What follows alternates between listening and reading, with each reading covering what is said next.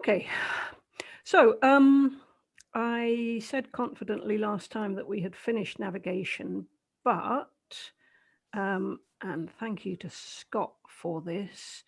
Scott and I had a bit of a conversation about cloud flying, and I've just added an extra little few slides at the end of this cloud awareness. And again, I'm grateful to Scott for that term as well, which I think expresses it well. I'm not going to talk a lot about cloud flying, but I just thought it's a place to just throw in, because when you do your cross country endorsement, you can go out there in any conditions that you think suitable, whatever. And several of you already got your cross country endorsements. So just a few slides to just talk about cloud awareness. Because as I'm sure you know, if you are wave flying in Scotland, there is always the danger that you're going to get caught above cloud. And depending on your instrumentation and skill, that is not a good place to be. So my advice is that if you are not trained in instrument flying, or you don't have suitable cloud flying instruments in your aircraft, then look at the forecast, and if they're forecasting a lot of cloud cover, then don't go really high, even if you get into wave. And if you are going really high, always have a gap available in view. It may not be right below you, but you should always be able to see over there. There's a gap and I can get to it. And if you see that the gaps are closing, my advice is descend immediately, full air brake, and just spiral down, whatever you need to do to get through that gap. I mean, the gaps closing may well be a sign that the wave system is collapsing anyway. It may be a sign that the weather is, there may be a front coming on or something like that. The weather may be turning bad, and so the cloud base may be getting lower, and what you thought was quite a thin bit of cloud turns out to be several thousand feet of cloud. If it's winter, there's all sorts of problems with icing, etc., etc. I'm sure I don't have to say. You're probably all aware how incredibly disorientating it is not to be able to see out at the horizon. If you do get caught out, the sort of BGA recommended, if you are caught out and you have nothing, no instruments, no nothing, and no particular skill at this, then the benign spiral is your best hope. And it's worth practicing this in clear air in advance. It's quite interesting to practice it. I've done it once in a K21. Set the trim in a K21. I'd set it for about 55 knots, something like that. Something round about your approach speed is probably whatever aircraft you're flying. And then you simply open the air brakes and let go of the stick and rudder, and the glider will wallow around in the air. It will pitch up and down a bit, but if you've got the trim set at a speed above best LD, then you're on the right side of the drag bucket. I won't go into detail there, but you are in it will damp out. It won't, that pitching will not become divergent. So although you may pitch, it should stay within limits.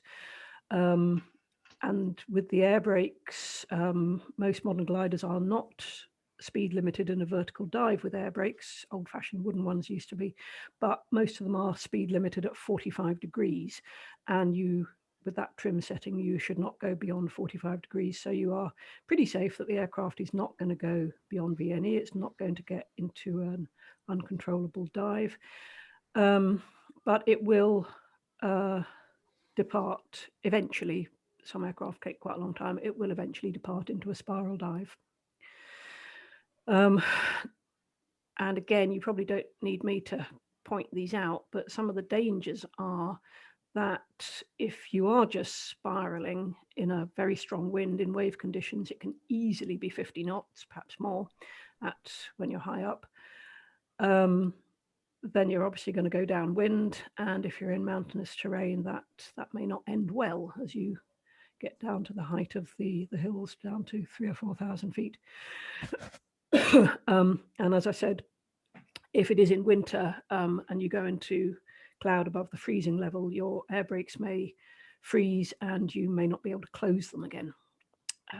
So keeping them moving is quite good advice. And as I also said before, what you thought on the way up was just, maybe 500 feet thickness of cloud may have turned into several thousand feet if the weather has gone pear-shaped. So this is really, if all else fails, emergency. The much better procedure is not to get into the situation where you're relying on this. What the pundits actually do, I remember having a conversation with John Williams, and we did the benign spiral because he was trying to get his cloud flying endorsement, and it was quite fun. I was examining him.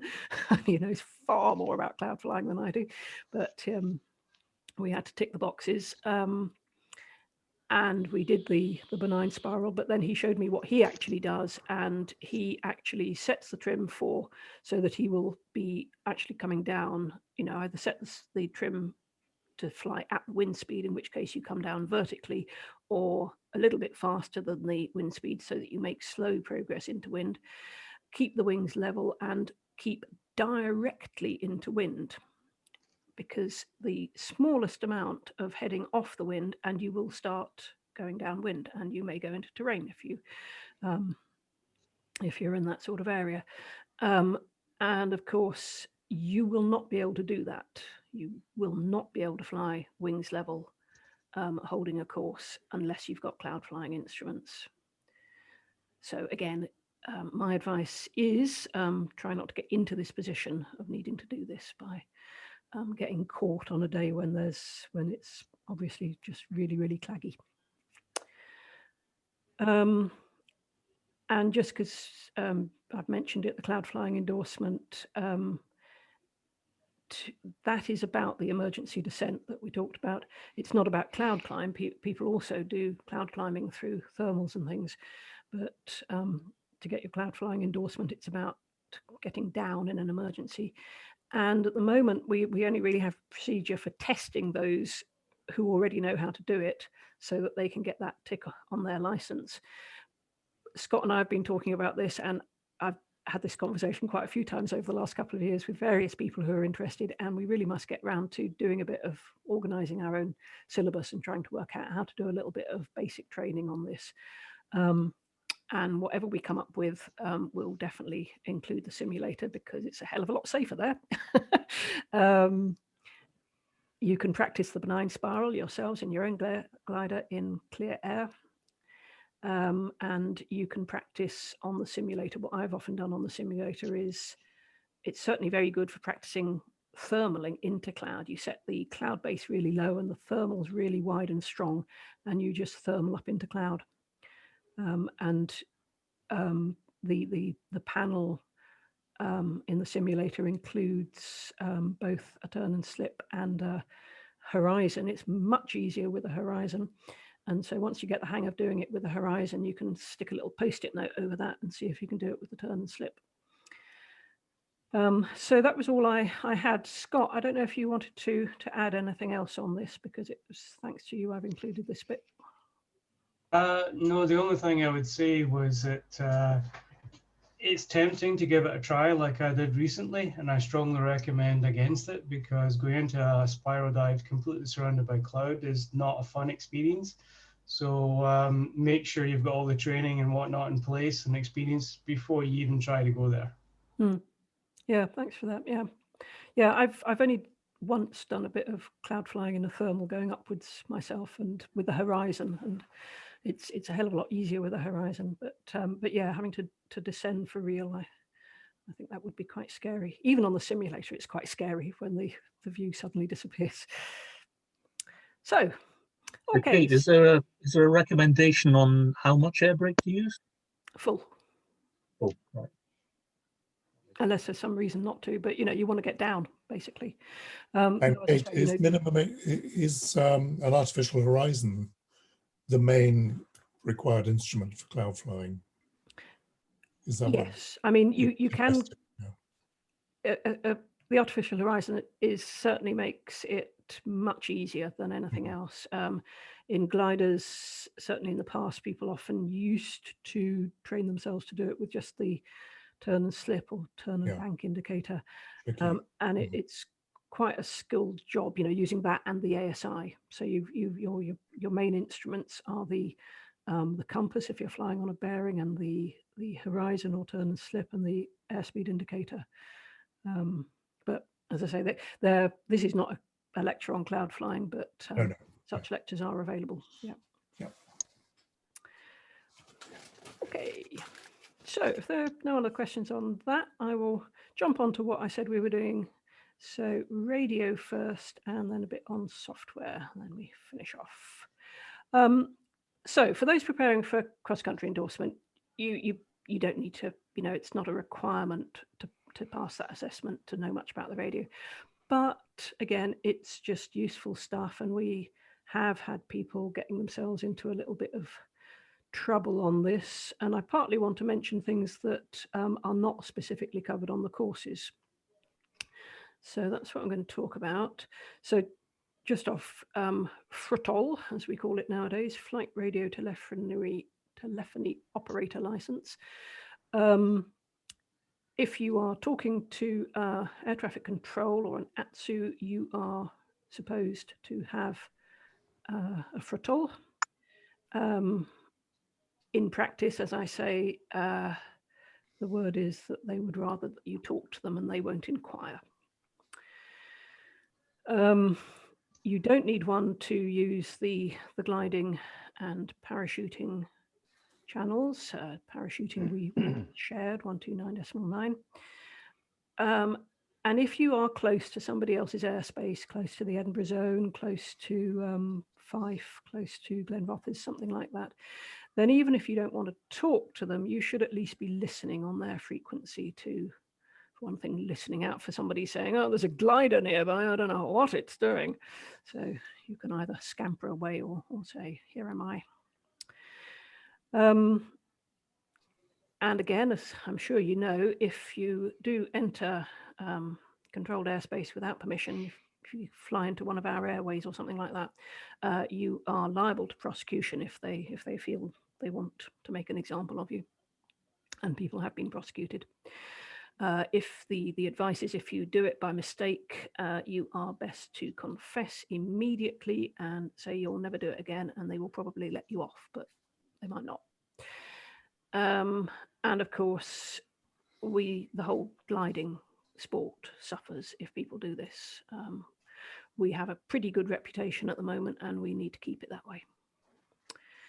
And of course, getting a radio license, it gives you confidence in using the radio. So I would recommend it if you haven't already got one. Think about getting one. Oh, and just to mention that as well as you needing a license, the radio itself needs a license. They're very cheap. There's 20 quid for 3 years or something like that. So how do you get one? Over the winter, Neil McCauley and Colin Roger. Colin is an air traffic controller, or a retired air traffic controller and an examiner. And so sort of Neil teaches, Neil is Colin is the hard man and Neil is the soft man sort of thing. They do a good cop, bad cop routine between them. No, actually, they're both very good, very nice and patient. And it's a really good opportunity to practice with a group of people. Lots of people have done that. This year, I've asked Neil if he's doing it this year, and he is thinking about it. He's not desperately keen on doing it online, but you know, that's obviously going to be the only option this year. So again, if anybody wants to do the Portmoak radio course, I would suggest getting in touch with Neil and asking him, because probably if people do, then he'll run one. There's also this BGA online course where you can either do it yourself or you can join a group and do it with others, and they'll be doing it over Zoom, and that's very good as well. And if you are going to the bronze lectures are coming up, the communications one covers quite a lot of the material, but not the full radio license stuff. I know some of you will already have radio licenses, but not all. And to my amazement, they seem to last forever. I got mine 30 years ago, and although I'm incredibly rusty, it's still valid. Yes, they used to run out every 10 years, but all you had to do was pay, but now it lasts forever. Yeah. Mm. Yes. Yeah. There's software system online called Quizero, which I point anyone to. Set up more for MPPL, PPL, but they've got, I think it's 15 quid I paid, and you can download a whole load of interactive sort of things. It's not really a course, but it's basically, you know, a kind of fertile type test. Yeah. Yeah. I've heard of that one. That's good. Right. Yeah. Yeah. It's definitely worth thinking about. But obviously I'm not doing that here.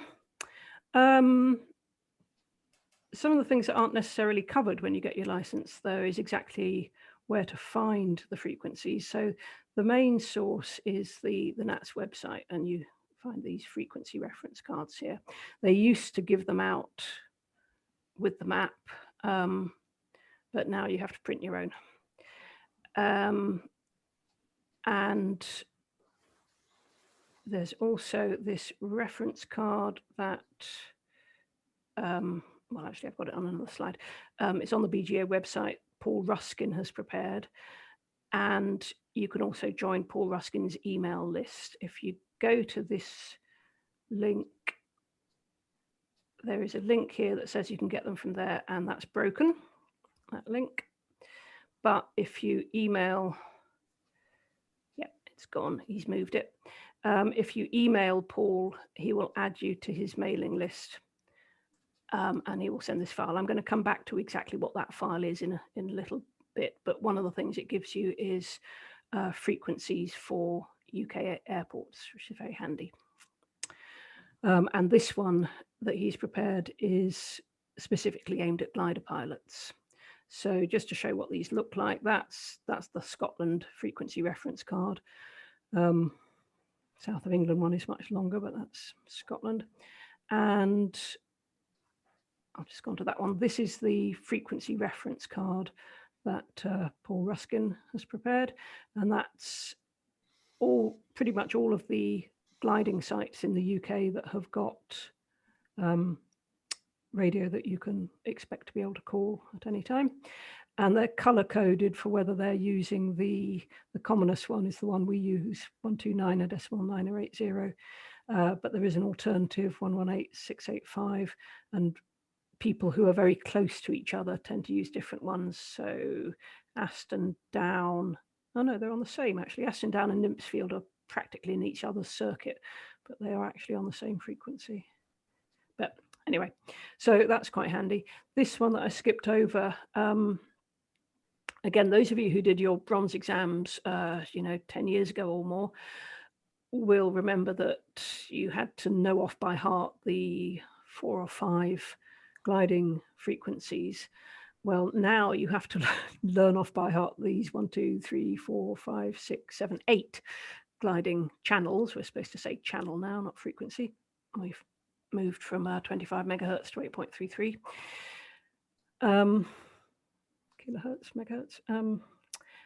And they are mostly formed by adding a 005 on the end of the old number. So we used to be on 129.975, and we've now gone on to 980. But there are a couple of gotchas, like the cloud flying. What did cloud flying used to be? 130.40, was it not? It was indeed, yep. And now that is competition, or the equivalent of that is now competition, and they've moved cloud flying onto 535, and I do wonder sometimes how many people actually know that. But so it's worth looking at these. And what I do is I have a little laminated card in the cockpit with all of the ones in Scotland. If I'm going down to England, I have different ones, but these are all the ones that I think I'm going to want in Scotland. I've got the gliding ones in green and everything else in black. So, okay, so I'll come back to this. so that's how to find where to get the lists of frequencies, channels. And just a couple of points about actually using the radio while you are flying. Again, we all know the mantra: aviate, navigate, communicate. Even people like Sant, who is a former professional airline pilot, admits that his flying goes to pot when he's having to talk on the radio. It's, you know, there are very good reasons why you will be arrested for using a phone while driving a car. So it is a big distraction. And all I can say is if you practice, you get better at it. But if it is causing you to stop flying your aircraft, well, drop the radio, say stand by or something, and go back to aviating. But having said that, we all need to do it much more than we used to. So when you're planning to go away from site in particular, then make a note of all the channels you're likely to need. You know, if you're going close to Perth, you want to have their frequency in. If you're going close to Strathallan, whatever, write them all down beforehand. Probe them into your glider's radio's memory if you can. Have a card like I do, whatever. Something so that you can get to them quite easily. And yeah, that's fine. I just mentioned that. I'll come back to this right hand bit in a minute. That is my card. I have it laminated with, that's the front and that's the back. You have a knee board, Kate? I don't, because it's a bit tight in a glider cockpit. But yeah, you could do that. I just have it in the little pocket beside me. Okay, yeah. Oh, Bruce Duncan is in the waiting room.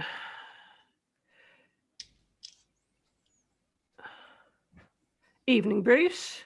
Hello. Hello. Fancy seeing you here. We're just chatting about radio at the moment. Oh, excellent.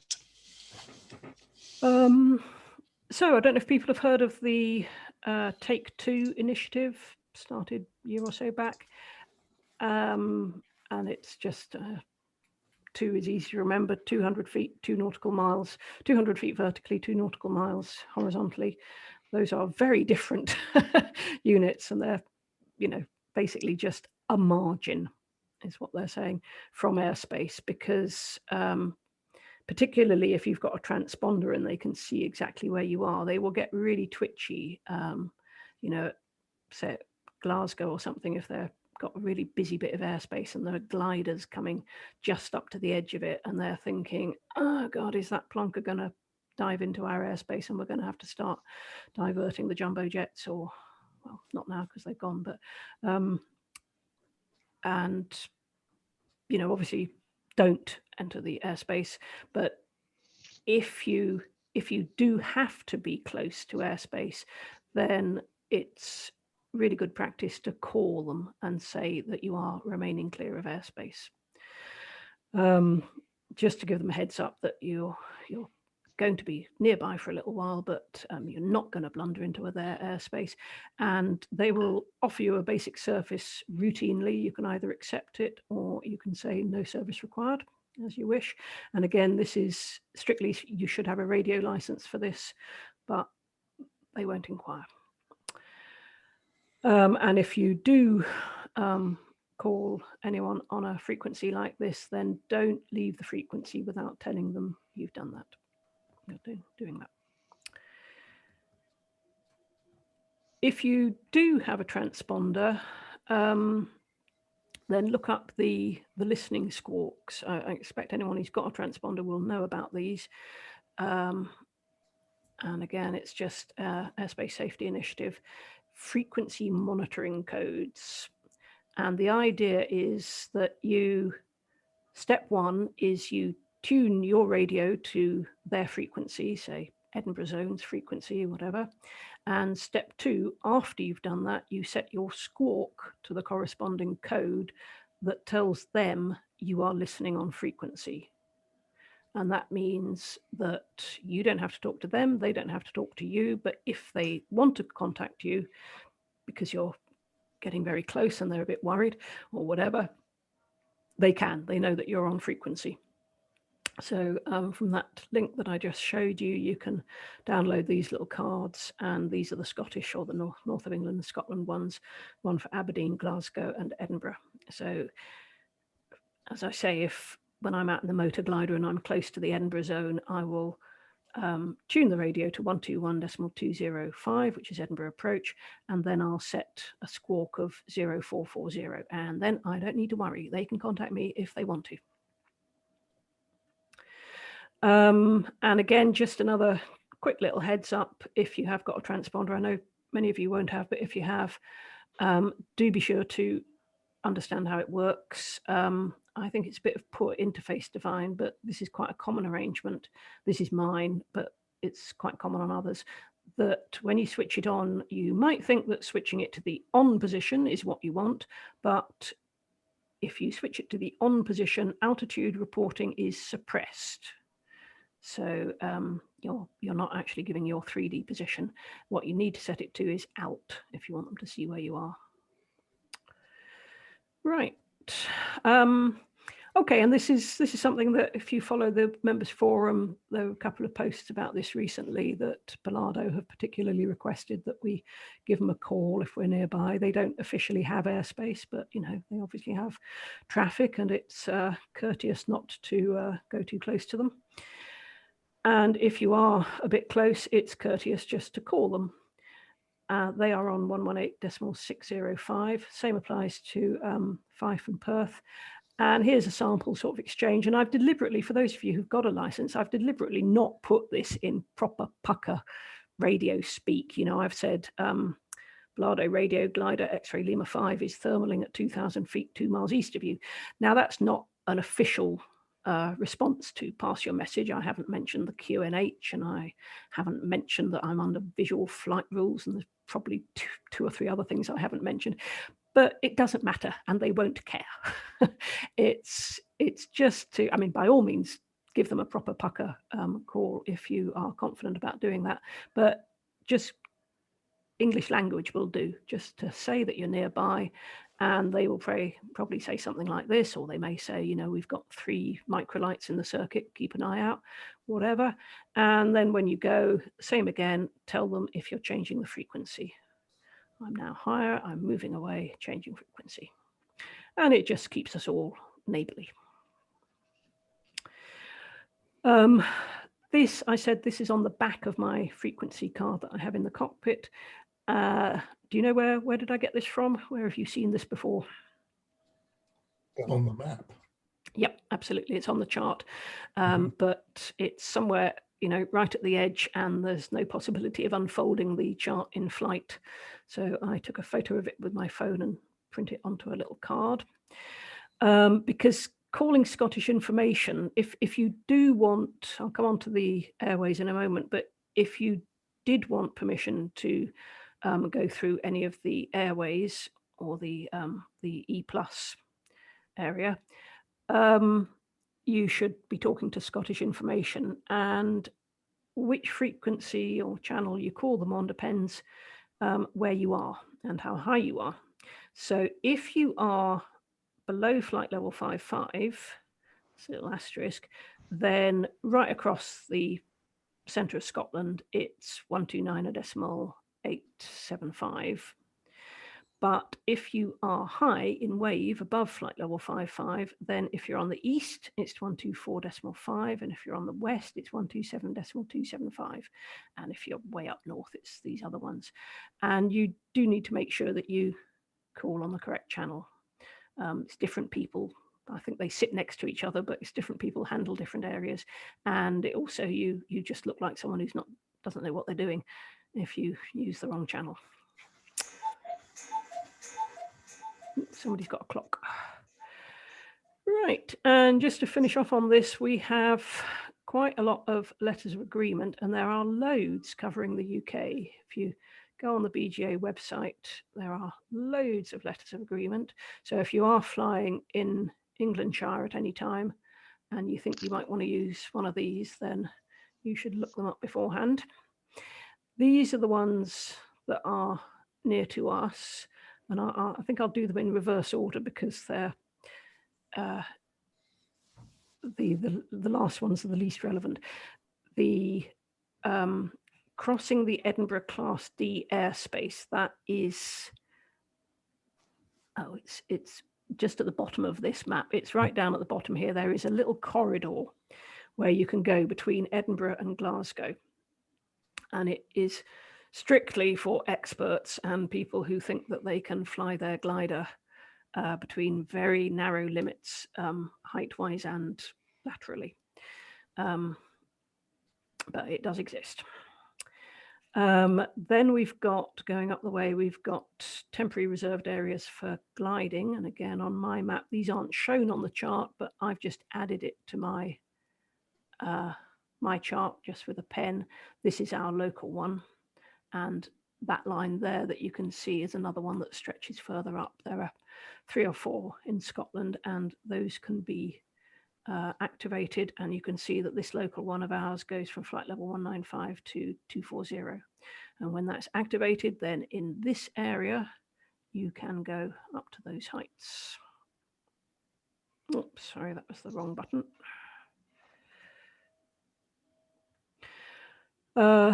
Right, now we're getting to the 2 that are probably most relevant to us. Papa 600. Again, you'll all know that Papa 600 is this airway that is to the northwest of the site. And right, this one, I'll do the first one first, it's the simplest. This is our weekend access to Papa 600 that we often use. I'm sure you'll know about this. So we've got these 2 airways. We've got November 864 here going up that way. We've got Papa 600 over here. And this one is a weekend only one. During the week, that doesn't exist. This one is there. Papa 600 is there all the time. But at weekends, we have got a letter of agreement. Thank you. That says we can open a little chunk of it. And again, this is not shown on the chart, but you can see this area that on my chart, this is just a photograph of my chart, I've outlined it in red to make sure I remember which bit it is. That shape there, so it's called Papa 600 and the TMA, because this part here is the Glasgow TMA, and Papa 600 is that bit. So when we have got that bit open, you can fly through there. Note particularly this diagonal line across here, which is not on the chart. If you've got moving map software, and I'll come on to that, it should be on that, but it's not on the chart. So that's another reason why I've written it on just with a pen myself. So everyone knows about that this is only possible at weekends. And if we have opened it, we can fly through there.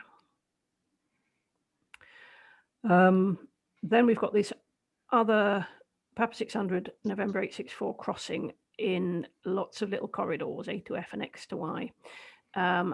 So I think this bit is area A, that bit is area B, then we've got C, it goes right up to F along here, and X and Y are on November 864 over here. And you can, this is not just weekends, this is any time, but the letter of agreement makes it possible to ask for transit through one of these corridors. But do not use this unless you have read the letter of agreement and you understand exactly how it works. And just to let you know, there have been some queries lately because we've had people using this LOA and they're being quite nice about it. We have quite a good relationship and they're not terribly busy either at the moment, or we probably wouldn't be getting permission.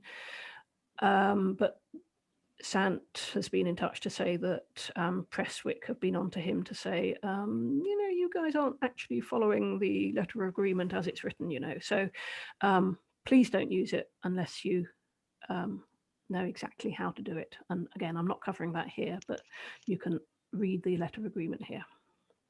And really, if you haven't got a transponder, quite likely they're just going to say negative. There's no, with Papa 600, the weekend access, they will almost always give us that unless there's some very good reason why they can't. But with this one, there's no expectation really that they will let you cross an airway just because you want to. So, you know, negative is a perfectly common response to the request. Okay, so I've really talked about this. These airways near us, and we talked in the last week about the various other bits of airspace, so I won't go over that again. And finally, on radio, please don't just fill it with chit chat. It is so annoying for everybody else. I can't understand why people do this myself. I hate talking on the radio, and I'm always really conscious that when you talk on the radio, you are talking on a public stage to a lot of people, and they don't want to hear your chit chat. They just don't.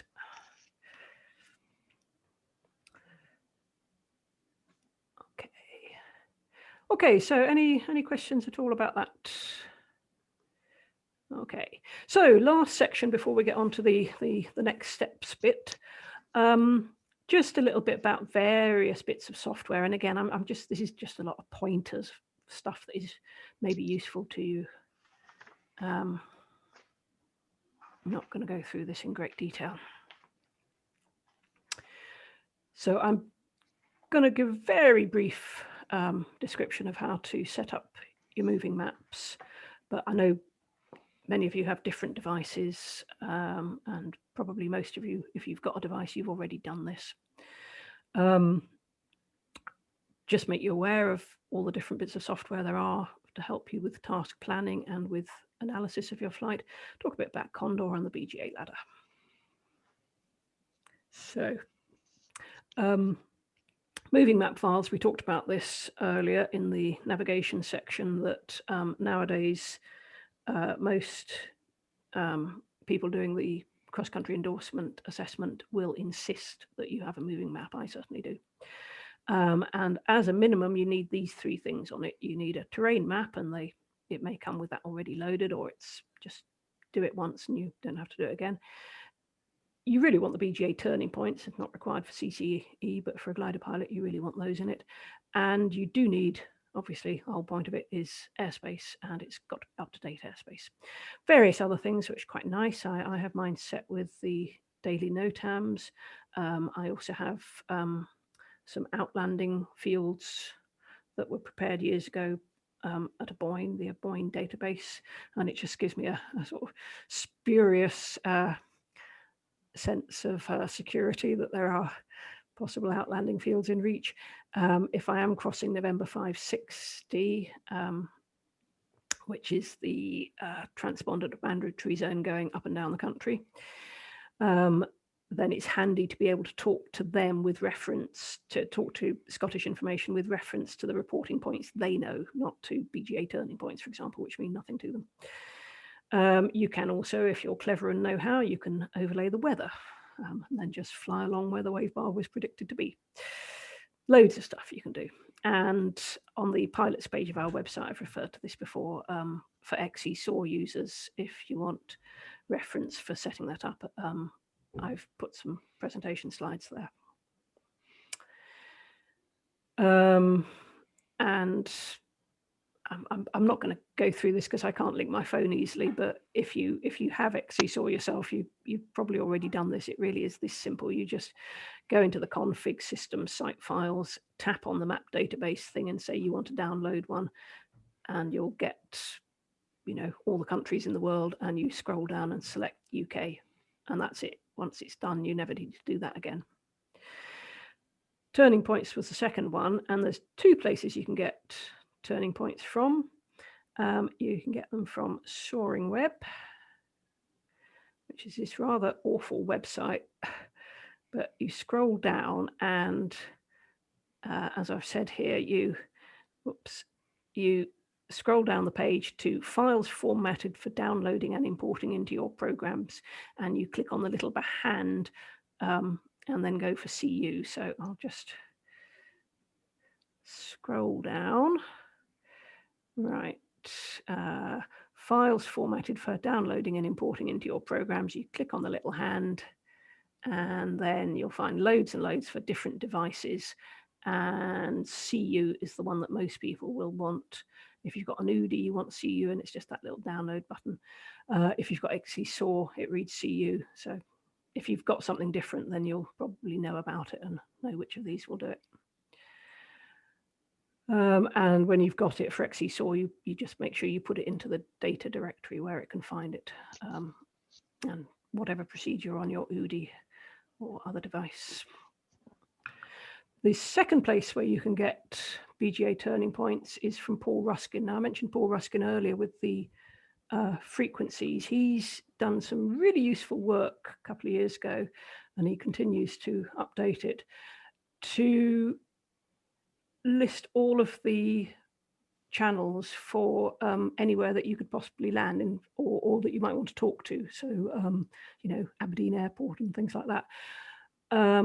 And he's got several files, but these are probably the two main ones. You have one file which is BGA turning points, and that is the same as the one you get from Soaring Web.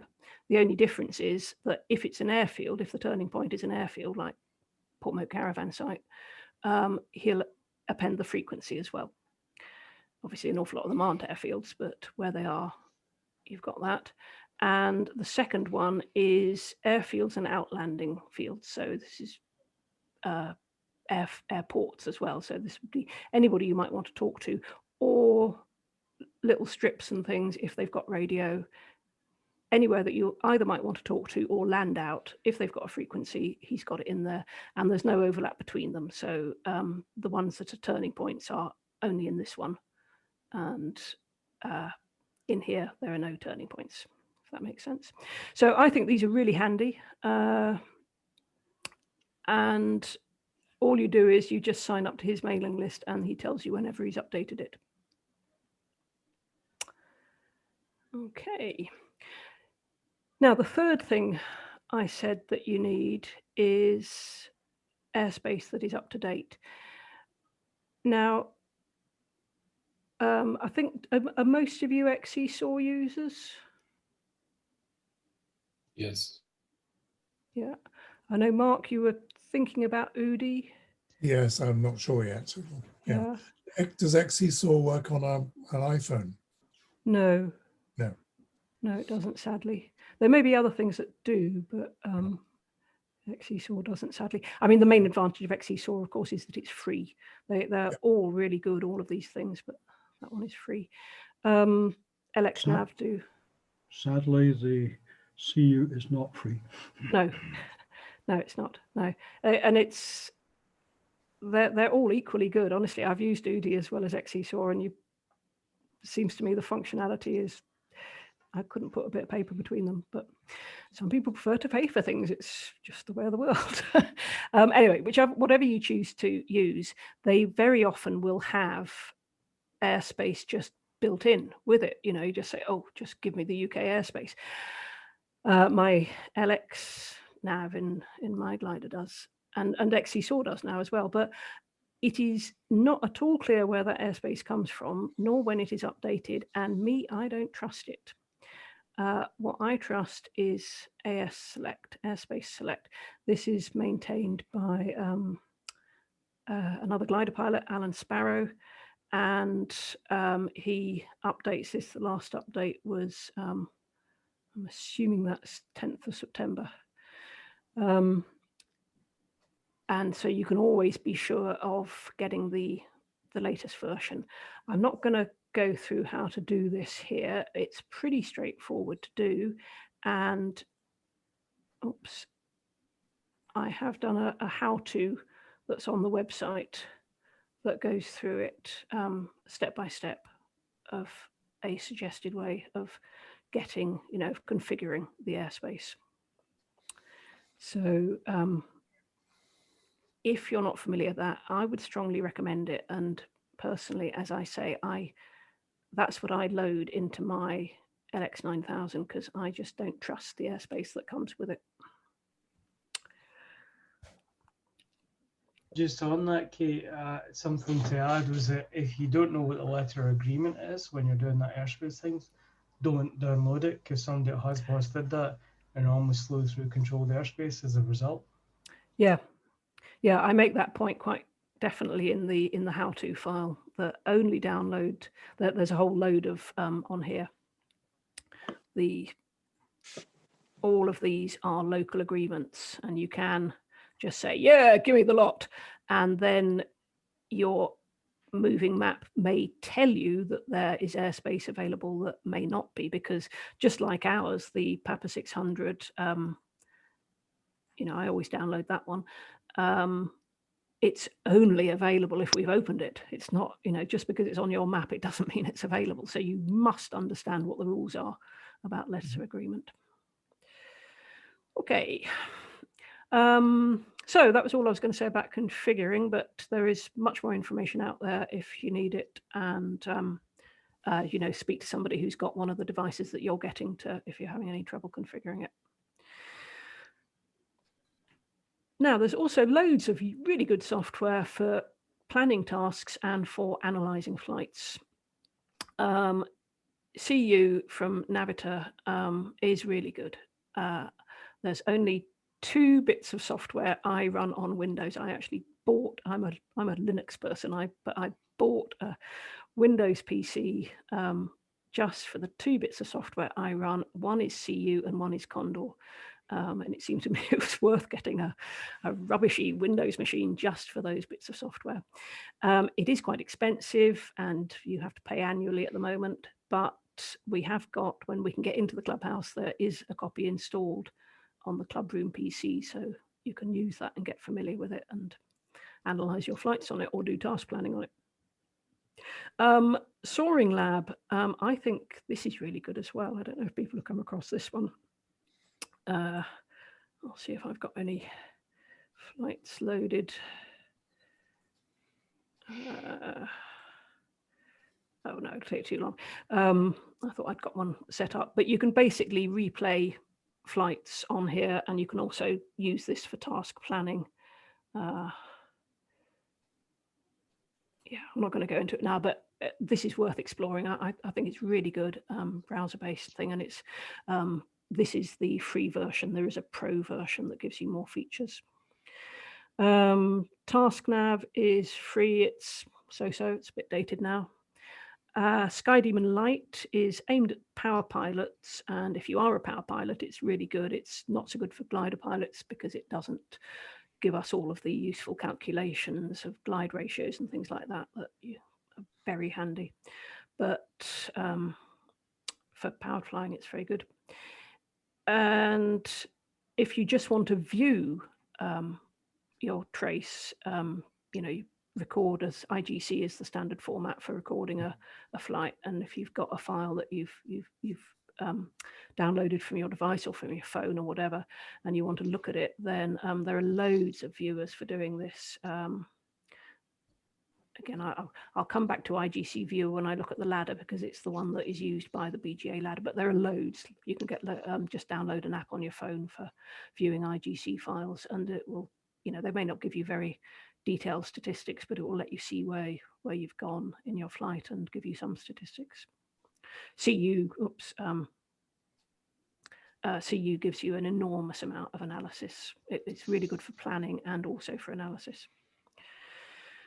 And sorry, when I say CU, this is the desktop version, not CU mobile, not the one that you use in the air. There are 2 different bits of software and, of course, 2 different bits of money to pay. So I don't have CU mobile, but I do have the desktop version. Kate, so I was just going to say, CU now, they have a in-flight app that comes with the standard subscription. It looked pretty basic to me. I don't know if I looked at it basic briefly. Yeah, it's just been updated about 3 days ago. So it's one of those things where if you get in now, you're going to have to live with it for 2 years probably before it becomes useful. Yeah. Well, I must admit, with all of these things, you tend to like what you're used to, and I'm very used to XESAW, so it will have to get a hell of a lot better before it weans me off that. The saving grace of UDI price is it comes with CU mobile. Yes, it does. Yeah. Okay, so they're, you know, if you get one of these for task planning, they're really handy for that. You can just move the turning points around the map and see how big that makes the task, and just play around with moving it to where you think the wave bar is going to be and all the rest of it. It's makes planning tasks very nice visually. And when you've got a task, you can export it, and I think that's one nice thing about CU, that it ties in very neatly. You can export from CU desktop to XeSaw, but it's a little bit clunky, and I usually find it's quicker just to retype the task again. But these things, and then for analyzing, this is often where they come onto their own, and it really is. We're coming into the winter, and we're all going to have long dark nights, and you can have endless fun looking either at your own flights or at other people's flights from the ladder. That you can download them, you can replay them, you can analyze them in any way that you can think of. You can, one of the things that I do sometimes, I practice going around turning points without using the software. The software makes it so easy, but it's quite interesting to see how well you can round it without using the software, just by eye, and that's just for fun. And then you can look at your flight and see if you actually did go around it. You can see whether you always thermal to the right or the left. I, like quite a lot of people, I think I prefer thermaling to the left, so I have to make myself thermal to the right, and if I do it consciously, I bring my average up to about 50-50. All sorts of things that you can look at in your own flying and see. You can compare your flying with somebody else's, particularly if you're in a competition. That's really nice to see how other people flew the same task that you did and where they made better decisions than you did, usually, in my case. And you can do that with the virtual competitions. We're running Condor sessions every week at the moment, and we tend to share our files at the end of it so that you can download them and load the whole lot together in CU. You can load, a whole bunch of traces together, and then you can do what they call maggot racing. You can synchronize them to start the task at the same time, and then see who went where and who chose the better line and all that kind of thing. Just loads of analysis possible. And I mentioned Condor. As I've said, we're doing weekly races. You'll see those advertised on the members forum. You can fly if the other people are flying the same task. So as I said, we often upload all of our traces at the end of a race, and you can download those and load them. If you wanted to try it again, you can load them as ghosts so that you're actually flying against other people virtually, if you see what I mean. And that's quite interesting. I really recommend the polar curve tool. I did a separate set of slides. I can't remember if I put them anywhere, but Condor for beginners, that some of you maybe came to. And we looked during that at the polar curve tool in Condor, and I think it's the best that I've seen for working out speed to fly. Again, if you don't know what speed to fly is, then Google it. I'm not going to go into that now, but basically if you're expecting really good lift ahead, you can fly faster to it. And similarly, if you're going into a headwind, you should fly faster, and if you've got a tailwind behind you, then it's more efficient to fly a bit slower. And this tool in Condor is the best thing I've seen for understanding that and experimenting with it. And if you are flying in Condor, you can set up your own. It's got built-in moving map tools and thermaling aids and things like that, but you can connect your own via Bluetooth or something similar. And I think, Dominic, you've been, and Scott, have you been working on connecting up a tablet on the simulator at the club? Yeah, it's actually all connected and permanently set up. But unfortunately, we had the little 10-day lockdown. So the only thing I haven't done is just stuck the one page, these are the buttons to press just to turn everything on. But I mean, there's only, apart from loading up Condor, I think there's two things you just have to set up so it talks and it runs over Wi-Fi, so there's no cables or messing around with network. So that's XCSAW on the club simulator, and I'm sure Scott might have something to say about what happens next, but it's there to be used. Yeah. No, I'm just looking forward to seeing the go-to Dominic. So I saw it when I popped in to upgrade the drivers recently, so it's looking good. So yeah, just looking forward to seeing your instruction, and we should be good to go. I'm probably going to be working that after we finish this lecture. Yeah.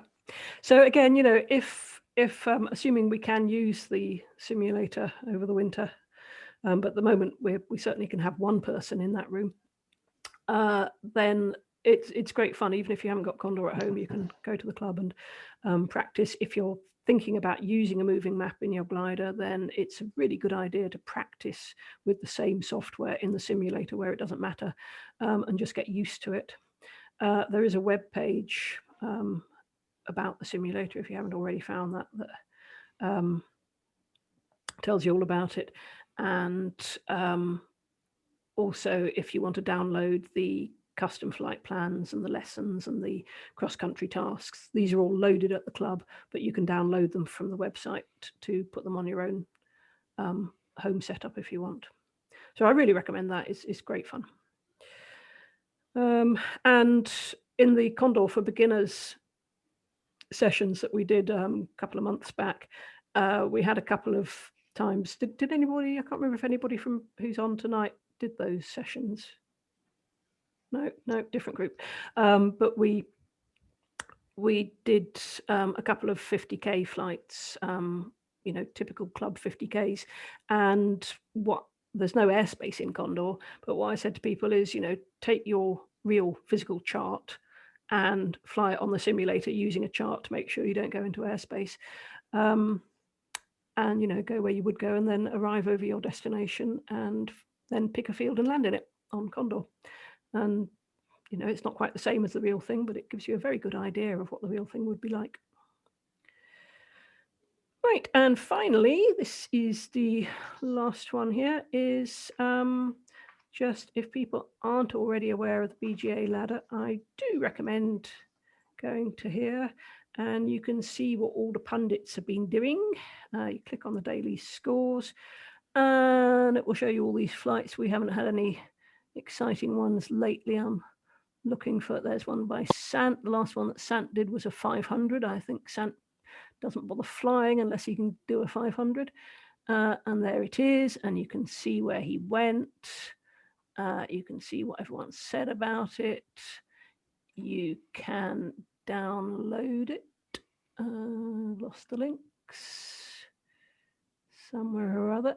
Yep, you can download it as an IGC file or as a KFL file, or you can view it in that viewer that I mentioned. There you go, and that gives you a little. I'm not gonna go into that, but you can. I think you can analyze it in a little bit more detail. So, oh, and you'll also find in there, if I go back to here, if you can look at it without logging in, but if you set up an account and log in and then say what file, well, sorry, what club you're associated with, then where is it? Is it my info? Then it will give you all the local club tasks. So people sometimes ask, where can I find the club tasks? Well, certainly here is one place on the BGA ladder. And those are just recommended tasks that you can fly without declaring and still score them as if they had been declared. Again, I'm assuming people know if you are flying a task, you get a certain number of points for declaring a task and then doing exactly what you said you were going to do. And you get far more points if you had declared it than if you just went off and flew the same task without declaring it.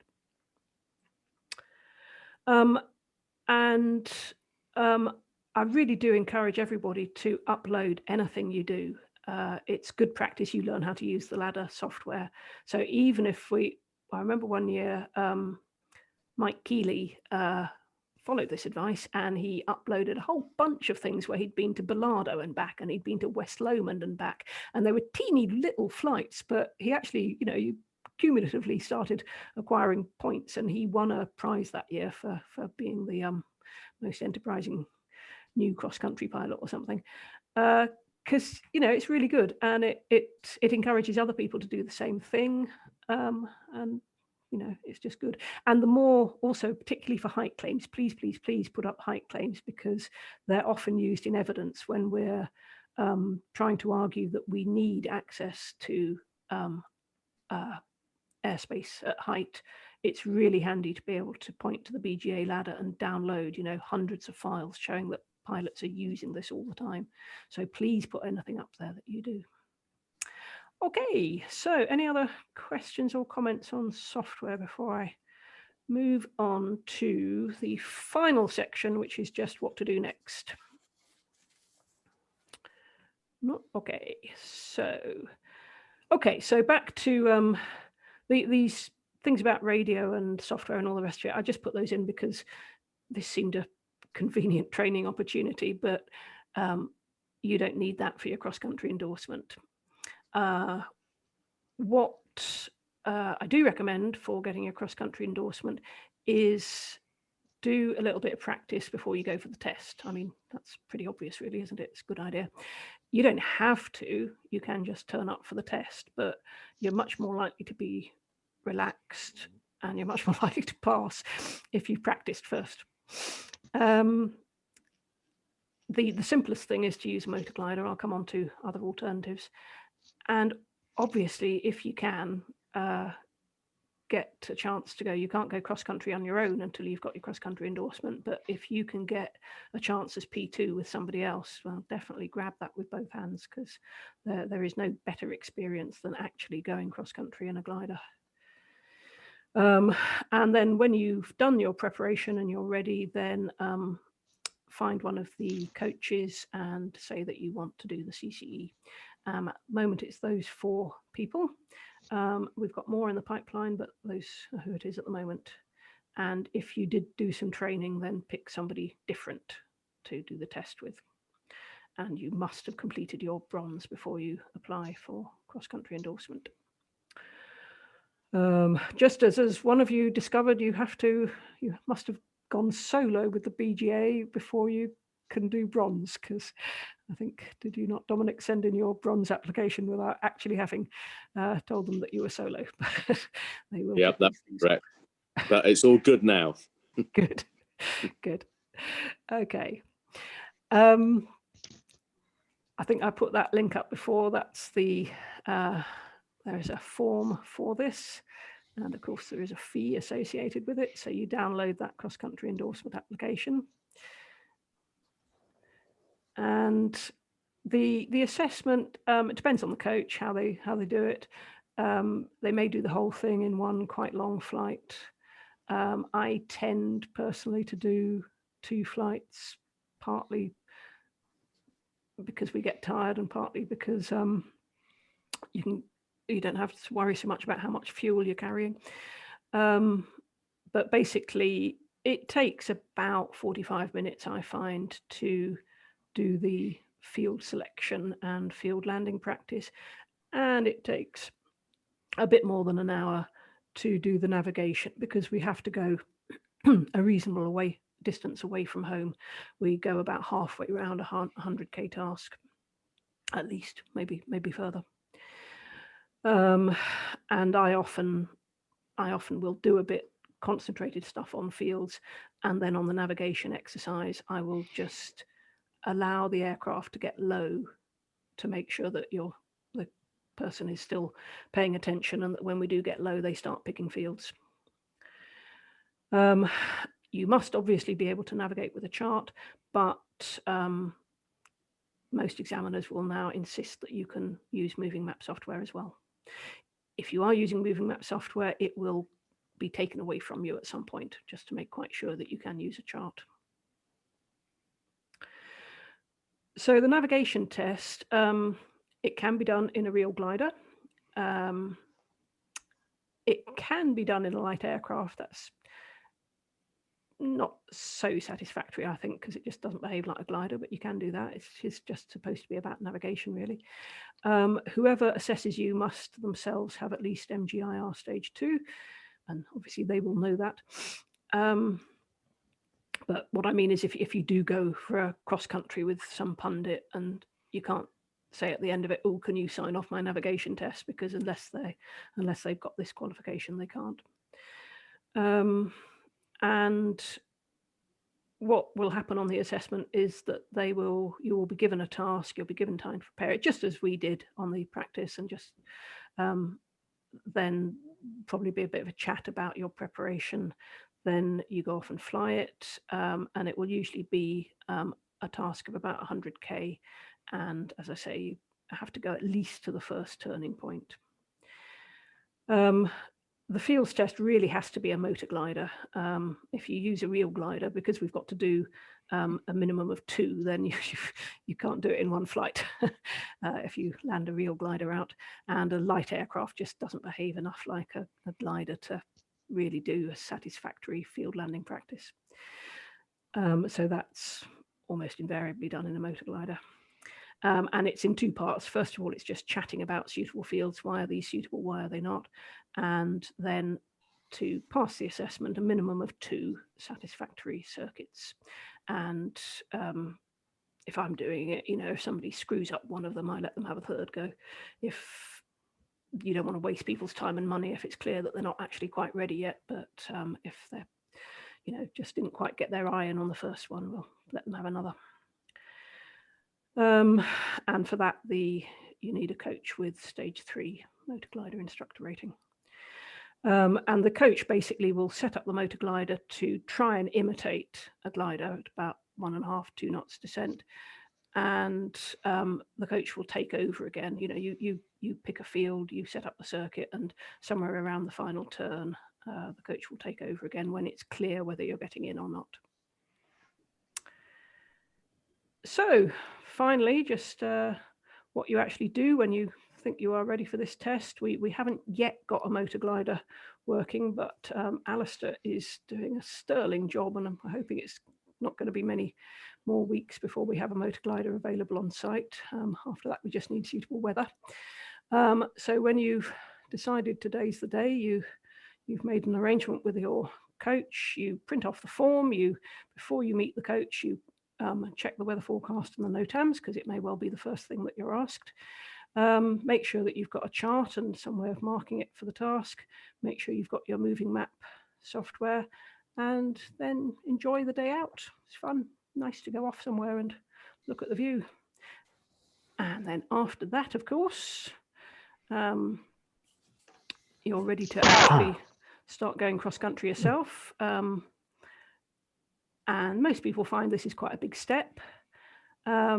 So David, who's here tonight, has formed the Jedi group. Do you want to say anything about the Jedi group, David?